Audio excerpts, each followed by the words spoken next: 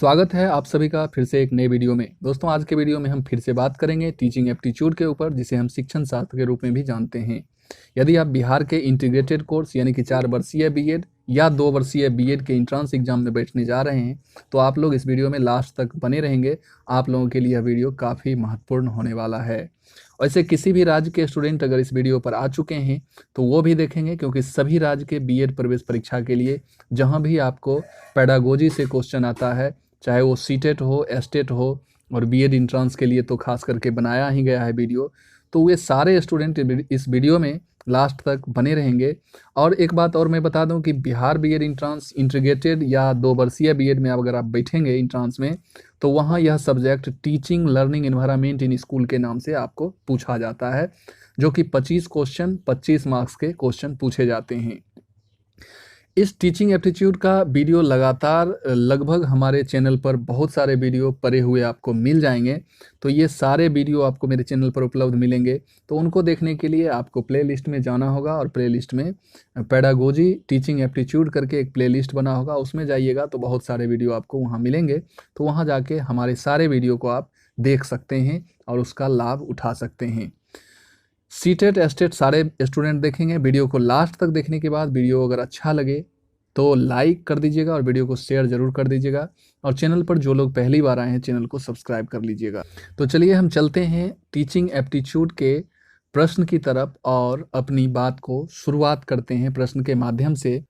और ये पहला क्वेश्चन आपको स्क्रीन पे दिख रहा होगा, जो कि क्वेश्चन आपका है, यदि आपको, देखिए यहाँ, यदि आपको समान विद्यार्थियों के साथ साथ दृष्टिहीन विद्यार्थियों को पढ़ाने का अवसर मिले। जिस कक्षा में आप पढ़ा रहे हैं वहाँ जनरल स्टूडेंट यानी कि ठीक ठाक हैं, सब चीज़ से स्वास्थ्य उनका ठीक है, पढ़ने में ठीक, ऐसे करके मतलब उनका कोई प्रॉब्लम नहीं है, मतलब दिव्यांग कैटेगरी में वो छात्र नहीं है, और उनके साथ साथ एक मान लीजिए दिव्यांग यानी दृष्टिहीन छात्र भी उसी कक्षा में बैठे हुए हैं, तो आप कक्षा में किस प्रकार उसके साथ व्यवहार करना चाहेंगे जो कि दृष्टिहीन छात्र है। तो यहाँ आपको 4 ऑप्शन दिख रहे होंगे, जैसे कि अतिरिक्त ध्यान नहीं देना। अतिरिक्त ध्यान नहीं देना क्योंकि अधिकांश को हानि उठानी पड़ेगी, ये एकदम गलत हो जाएगा। कक्षा में सहानुभूति से उसकी देखरेख करना। अगर सहानुभूति देकर देखरेख करेंगे तो क्या होगा कि उन्हें हीन भावना उत्पन्न होगा उनके अंदर, ठीक है, तो ये भी नहीं करना है। आप सोचेंगे कि अंधापन उसका भाग्य है, ये तो और गलत हो जाएगा। तो आपका जो ऑप्शन घ जो दिख रहा होगा, आगे की पंक्ति में सीट की व्यवस्था करना, उसके लिए सीट की व्यवस्था करेंगे, आगे में बैठाएंगे, और उसके लिए सुविधाजनक गति से पढ़ाने, मतलब उसको पढ़ने में जिस चीज़ से सुविधा होगी वैसा हम व्यवस्था उसके लिए करेंगे क्लास में। तो यही आपका आंसर हो जाएगा। इंग्लिश मीडियम वाले यहाँ देख सकते हैं, उनका आंसर डी हो जाएगा। Arrange a seat in the front row and try to teach eight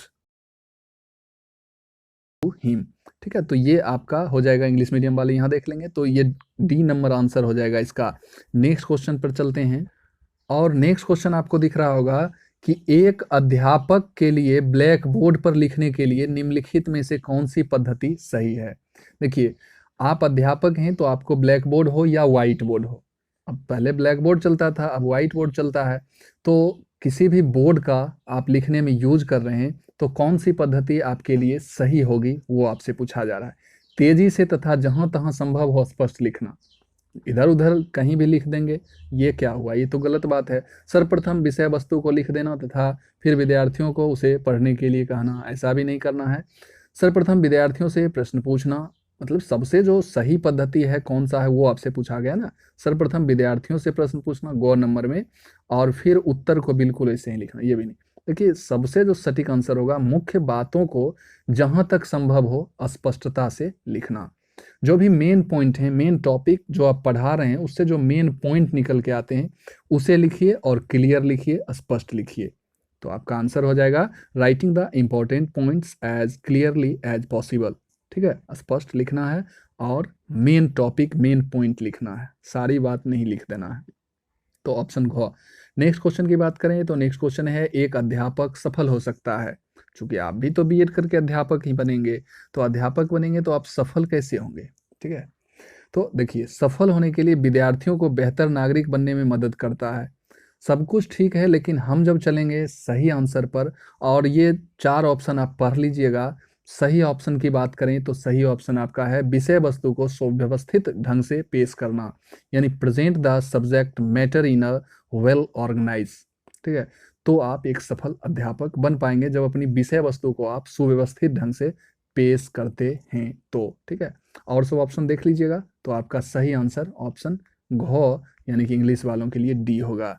next question की तरफ चलते हैं, और नेक्स्ट क्वेश्चन है प्रभावी और अस्थाई शिक्षा ग्रहणकर्ता के पास होना चाहिए।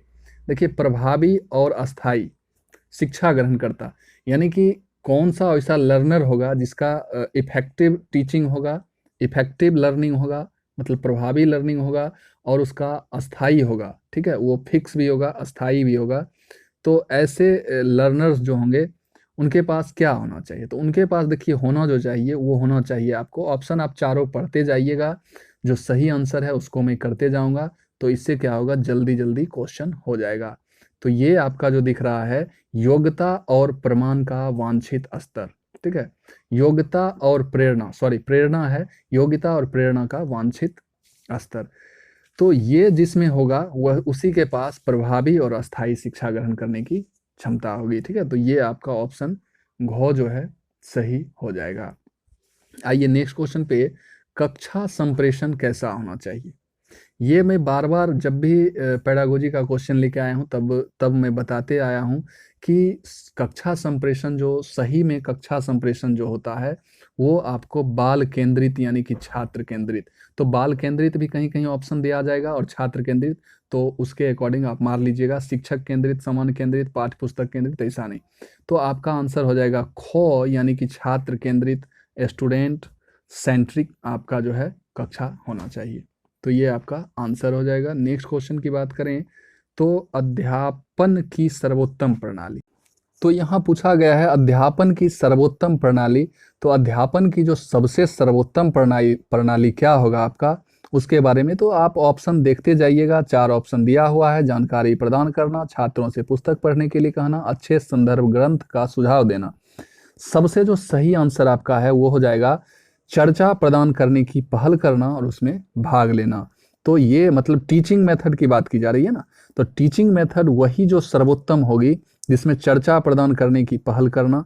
मतलब आप अगर छात्रों के बीच टीचिंग कर रहे हैं तो वहाँ आप क्या डिस्कशन वगैरह करवाइए और उसमें खुद पार्टिसिपेट होइए, उसमें खुद भी भाग लीजिए। ये नहीं कि छात्रों को छोड़ देंगे कि तुम खुद चर्चा करो, डिस्कशन करो और अपने खुद अलग या क्लास से अलग हट के कहीं आराम फरमाएंगे। आप भी उसमें डिजॉल्व होइए, उसमें भाग लीजिए और चर्चा डिस्कशन वगैरह करवाइए, तो ये सबसे उत्तम प्रणाली मानी जाएगी। नेक्स्ट क्वेश्चन की बात करें तो नेक्स्ट क्वेश्चन आपका है कक्षा में परस्पर संवाद से क्या उभर कर आता है। देखिए, परस्पर जब संवाद आप करेंगे, इंटरैक्शन करेंगे तो क्या निकल के सामने आएगा, तो एक आइडिया निकल के आएगा। ठीक है, एक आइडिया निकल के आएगा, यानी कि विचार निकल के विचार सामने आएगा, तो आपका ये आंसर हो जाएगा आइडियाज। नेक्स्ट क्वेश्चन की बात करें, देखिए दंड ना देकर बच्चे को बिगाड़ना। ठीक है, दंड ना देकर बच्चे को बिगाड़ने से क्या अभिप्राय है। दंड ना देकर, जब दंड नहीं देंगे तो बच्चे तो बिगड़ेंगे ही, क्योंकि बच्चे गलती करते रहेंगे और आप दंड नहीं देंगे। तो इसका क्या अभिप्राय है, इसका अभिप्राय ये है कि कक्षा में दंड पर रोक लगा देना, ऐसा नहीं है। दंड पर रोक नहीं लगाना है, लेकिन दंड देने का तरीका अलग होना चाहिए। शारीरिक दंड स्वीकार नहीं, ये भी नहीं है। देखिए यहाँ जो है आपका आंसर हो जाएगा अवांछित, देख रहे हैं गौ नंबर में, अवांछित व्यवहार पर दंड देना चाहिए। अगर बच्चे गलत कर रहे हैं, कुछ ऐसा कर रहे हैं तो दंड दीजिए, हल्का फुल्का दंड देना जरूरी है, तभी तो बच्चे समझेंगे कि ये गलत है। कक्षा में शिक्षक के संप्रेषण को क्या कहेंगे। कक्षा में शिक्षक यानी टीचर के जो संप्रेषण कम्युनिकेशन होगा टीचर्स का लोग का, तो उसे क्या कहेंगे, उसे हम सामूहिक संप्रेषण कहेंगे, क्योंकि छात्र का जो संप्रेषण होगा तो वो व्यक्तिगत छात्र के लिए होगा, लेकिन शिक्षक का संप्रेषण तो सभी छात्र के लिए यानी कि सामूहिक संप्रेषण कहलाएगा। ठीक है, ग्रुप कम्युनिकेशन। नेक्स्ट क्वेश्चन की बात करें तो शिक्षक जब अपने विद्यार्थी के साथ संप्रेषण करता है, देखिए शिक्षक जब अपने विद्यार्थी के साथ संप्रेषण करता है तो डैश महत्वपूर्ण होता है, तो क्या महत्वपूर्ण होता है, तो इसका आंसर हो जाएगा इम्पैथी, यानी इम्पैथी देख रहे हैं, यानी कि तदनुभूति। तो आपका ऑप्शन ख जो है सही हो जाएगा। और नेक्स्ट क्वेश्चन की बात करें तो नेक्स्ट क्वेश्चन है, शिक्षक द्वारा ब्लैक बोर्ड का सर्वोत्तम उपयोग, ब्लैक बोर्ड कहिए या व्हाइट बोर्ड, किस लिए किया जाता है? तो शिक्षक के द्वारा जो व्हाइट बोर्ड हो या ब्लैक बोर्ड का जो सर्वोत्तम उपयोग किया जाता है वो इसलिए किया जाता है कि शिक्षण सामग्री को श्वेत श्यामपट्ट में लिखना, ये तो बिल्कुल नहीं होगा। विद्यार्थियों को एकाग्रचित करने के लिए, ये भी नहीं होगा। महत्वपूर्ण तथा, देखिए, महत्वपूर्ण तथा उल्लेखनीय बिंदुओं को लिखना, तो इसीलिए किया जाता है कि मेन पॉइंट है, कोई भी आप लेसन पढ़ा रहे हैं तो उससे जो मेन पॉइंट निकल के आता है उसको आप, और उसमें जो इम्पोर्टेंट पॉइंट है उसको आप ब्लैक बोर्ड पर लिखिए, ठीक है। तो इसलिए उसका सर्वोत्तम उपयोग किया जाता है, या सर्वोत्तम उपयोग आप कर सकते हैं मेन पॉइंट लिखकर, या जो महत्वपूर्ण इंपॉर्टेंट चीज़ है उसको लिखकर, ठीक है। तो आपका ऑप्शन गो हो जाएगा आंसर। नेक्स्ट क्वेश्चन है, वर्तमान में अध्ययन की अत्यधिक प्रभावी विधि। देखिए, अभी जो वर्तमान में प्रेजेंट में जो चल रहा है अध्ययन की सबसे प्रभावी विधि का अगर बात करें तो इसमें स्वतः अध्ययन, बिल्कुल ये भी होगा। आमने सामने, ये भी ठीक है, यानी कि क्लासरूम की बात आमने सामने हो गया। और ई लर्निंग, यानी कि आप मोबाइल वगैरह से ऑनलाइन जो पढ़ाई करते हैं उसकी बात की जा रही है। तो ये सारे चीज़ हैं, इसलिए इसका ऑप्शन आपका मिश्रित अध्ययन हो जाएगा। ये सारे चीज़ को लेकर वर्तमान में अध्ययन किया जाता है, ठीक है, तो प्रभावी है। तो आपके पास ई लर्निंग भी आप कीजिए, सेल्फ स्टडी भी कीजिए, और कक्षा में भी जाके पढ़िए। तो ये सबसे क्या होगा, अत्यधिक प्रभावी विधि आजकल यानी कि वर्तमान में चल रहा है। तो ये आपका आंसर हो जाएगा। नेक्स्ट क्वेश्चन की बात करें तो नेक्स्ट क्वेश्चन है, प्राथमिक विद्यालय के स्तर पर अधिकतर शिक्षक महिलाएं होने चाहिए। प्राथमिक यानी कि प्राइमरी एजुकेशन, और वहाँ क्या होता है, वहाँ बच्चे पढ़ने वाले होते हैं। हायर एजुकेशन में बड़े बच्चे होते हैं, लेकिन प्राथमिक एजुकेशन की बात की जाए तो वहाँ छोटे छोटे बच्चे होते हैं, और यहाँ महिलाएं होनी चाहिए। क्यों? पुरुषों की अपेक्षा शिक्षक के रूप में महिला होनी चाहिए। तो देखिए, महिला को इसलिए क्योंकि महिला जो है प्रेम और प्यार दुलार स्नेह की प्रतिमूर्ति मानी जाती है। तो इसलिए एक सोचा गया बात कि बच्चों से प्यार और स्नेह से व्यवहार कर सकती है कौन? महिला। और पुरुष को थोड़ा ज़्यादा गुस्सा आएगा तो वो मार बैठेंगे, वो ज़्यादा प्रेम स्नेह नहीं दे पाएंगे। तो इसलिए महिलाओं को वहाँ महत्वपूर्ण माना गया है प्राथमिक विद्यालय में। ये आपका आंसर हो जाएगा। नेक्स्ट क्वेश्चन की बात करें तो एक व्यक्ति, देखिए, एक व्यक्ति शिक्षक को व्यवसाय के रूप में अपनाकर आनंदित होता है।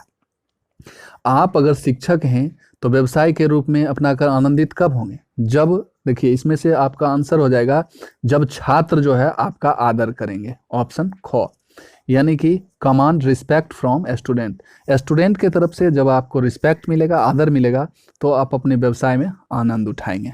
समझ रहे हैं ना बात? नेक्स्ट क्वेश्चन की बात करें तो नेक्स्ट क्वेश्चन देखिए, नेक्स्ट क्वेश्चन है, निम्नलिखित में से कौन सी विधि शिक्षण की सर्वोत्तम विधि है? ठीक है, तो टीचिंग मेथड जो सबसे बेस्ट जो टीचिंग मेथड है वो कौन सा है? तो वो आपका हो जाएगा परिचर्चा विधि। यहाँ ख नंबर में आप देख रहे होंगे डिस्कशन मेथड जो है। डिस्कशन मेथड में क्या होता है कि उसमें आप भी भाग लेते हैं, आपके स्टूडेंट भी भाग लेते हैं, और ये सबसे सर्वोत्तम विधि भी माना गया है टीचिंग मेथड का। तो ये डिस्कशन मेथड हो जाएगा। नेक्स्ट क्वेश्चन की बात करें तो नेक्स्ट क्वेश्चन है, एक उत्तम शिक्षक अनिवार्यता। देखिए, एक उत्तम शिक्षक जो होगा अनिवार्यता उसमें क्या होगा? देखिए, तो इसका जो सही आंसर हो जाएगा उपाय कुशल। उपाय कुशल का मतलब हो गया जैसे कि स्टूडेंट में प्रॉब्लम जो होगा उसको सॉल्व करने का स्किल एक उत्तम शिक्षक में होना चाहिए, और सहभागी प्रवृत्ति का और सहयोगी प्रवृत्ति का भी होना चाहिए। तो ऑप्शन ख जो है ये सबसे सटीक और सुंदर आंसर आपका है। नेक्स्ट क्वेश्चन है, कक्षा शिक्षण में, देखिए, कक्षा शिक्षण में कौन सा संचार सफल संचार है? तो पारस्परिक। स्वाभाविक है कि रेसिप्रोकल, पारस्परिक मतलब हो गया कि अगर आप शिक्षक हैं तो आपके तरफ से भी कुछ होना चाहिए, और स्टूडेंट अगर हैं तो स्टूडेंट के तरफ से भी होना चाहिए। तो इसे पारस्परिक कहते हैं, और कक्षा शिक्षण में ये सबसे जो है सफल संचार है। दोनों तरफ से जब कम्युनिकेशन होगा, संचार का मतलब क्या? कम्युनिकेशन, और दोनों तरफ से कम्युनिकेशन होगा तभी तो कक्षा अच्छा हो पाएगा, अनुशासित हो पाएगा। कुछ क्वेश्चन आपसे स्टूडेंट पूछेंगे, उसका आप जवाब दीजिएगा, और आप भी स्टूडेंट से पूछिएगा, उसका स्टूडेंट जवाब देंगे। तो इसलिए इसका हो जाएगा रेसिप्रोकल। रेसिप्रोकल का मतलब होता है पारस्परिक कह लीजिए या उल्टा कह लीजिए, मतलब आप उनसे पूछिए, वो आपसे पूछेंगे। तो ऐसा व्यवहार कक्षा कक्ष में होना चाहिए, और ये सबसे सफल संचार माना गया है। नेक्स्ट क्वेश्चन आपका है, व्याख्या देते समय यदि कक्षा में कोई विघ्न बाधा यानी कोई उदंड स्टूडेंट विघ्न बाधा डाल रहा है तो आप क्या करेंगे। ठीक है, तो देखिए उसके साथ ये बहुत बार क्वेश्चन हो चुका है, आप ऑप्शन पढ़ सकते हैं। उसके साथ जो है जो बाधा डाल रहे हों उन्हें सीखने के लिए प्रेरित करेंगे, मोटिवेट करेंगे, और मोटिवेट करने के बाद वो आपका बात मानेंगे क्योंकि आप एक शिक्षक हैं और वो फिर से बाधा नहीं डालेंगे। नेक्स्ट क्वेश्चन की तरफ हम चलते हैं और नेक्स्ट क्वेश्चन है अधिगम का सबसे उपयुक्त अर्थ। अधिगम का मतलब ही होता है अगर आप में स्वाभाविक या सच्चे रूप में अगर अधिगम हो रहा है, आप कुछ लर्न कर रहे हैं, लर्निंग कर रहे हैं, तो आपके क्या होगा, बिहेवियर में चेंजिंग आ जाएगा, व्यवहार में क्या होगा, मॉडिफिकेशन आ जाएगा। तो यही आपका ऑप्शन ख जो है सही आंसर हो जाएगा। नेक्स्ट क्वेश्चन की बात करें तो अध्यापक द्वारा अनुदेशात्मक सहायता सामग्री का उपयोग क्यों किया जाता है। तो स्वाभाविक है कि अनुदेशात्मक जो सहायक सामग्री का उपयोग किया जाता है वो इसलिए किया जाता है कि संकल्पनाओं को स्पष्टता प्रदान, संकल्पना मतलब होता है कॉन्सेप्ट, ठीक है। तो अनुदेशात्मक सहायता का प्रयोग इसलिए करते हैं कि कॉन्सेप्ट जो है और अधिक से अधिक क्लियर हो सके छात्रों का, ठीक है, स्पष्ट हो सके, इसलिए अनुदेशात्मक सहायता सामग्री का प्रयोग किया जाता है। नेक्स्ट क्वेश्चन की बात कर लें तो नेक्स्ट क्वेश्चन है शिक्षण के बारे में क्या कहना उचित है। तो शिक्षण के बारे में आप क्या कहना उचित समझेंगे, तो मिश्रण कला और विज्ञान दोनों है। शिक्षण जो है मिश्रण है कला और विज्ञान, यानी कि कह सकते हैं कि कला और विज्ञान दोनों का क्या है, शिक्षण मिश्रण है, यानी कि teaching is both art and science. तो दोनों है, आर्ट भी है और साइंस भी है, तो ये आपका सही आंसर हो जाएगा। और नेक्स्ट क्वेश्चन की बात करें और ये लास्ट क्वेश्चन है, एक अध्यापक विद्यार्थी को क्या बनाने का प्रयास करता है। स्वाभाविक है अच्छा नागरिक बनाने का प्रयास करता है, तो यहाँ आपका आंसर हो जाता है अ बेटर सिटीजन, तो अच्छा नागरिक बनाने का। तो वीडियो आपको कैसा लगा ज़रूर बताइएगा और वीडियो को लास्ट तक देखने के लिए बहुत बहुत धन्यवाद। वीडियो को अपने दोस्तों के बीच शेयर भी कर दीजिएगा ताकि वो लोग भी इस वीडियो को देख सकें, और चैनल को सब्सक्राइब ज़रूर ज़रूर ज़रूर कर लीजिएगा। धन्यवाद।